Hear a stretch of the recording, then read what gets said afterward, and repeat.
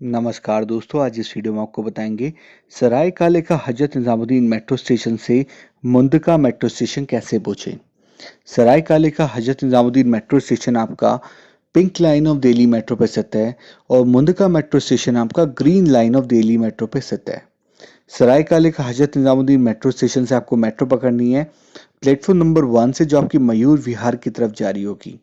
जैसे हम मेट्रो पकड़ेंगे आपका अगला स्टेशन आएगा मयूर विहार 1। मयूर विहार 1 आपका इंटरचेंज स्टेशन है पिंक लाइन और ब्लू लाइन का।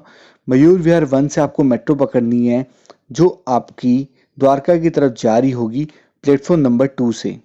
जैसे ही आप मेट्रो पकड़ेंगे आपका अगला स्टेशन आएगा अक्षरधाम, यमुना बैंक, इंद्रप्रस्था, प्रगति मैदान, मंडी हाउस, बाराखंबा, राजीव चौक, आरके आश्रम मार्ग, झंडे वलान, करोल बाग, राजेंद्र पैलेस, पटेल नगर, शादीपुर। उसके बाद पड़ेगा आपका कीर्ति नगर। कीर्ति नगर आपका इंटरचेंज स्टेशन है ब्लू लाइन और ग्रीन लाइन का। कीर्ति नगर मेट्रो स्टेशन से आपको मेट्रो पकड़नी है प्लेटफॉर्म नंबर 3 से, जो आपके ब्रिगेडियर होशियार सिंह की तरफ जारी होगी।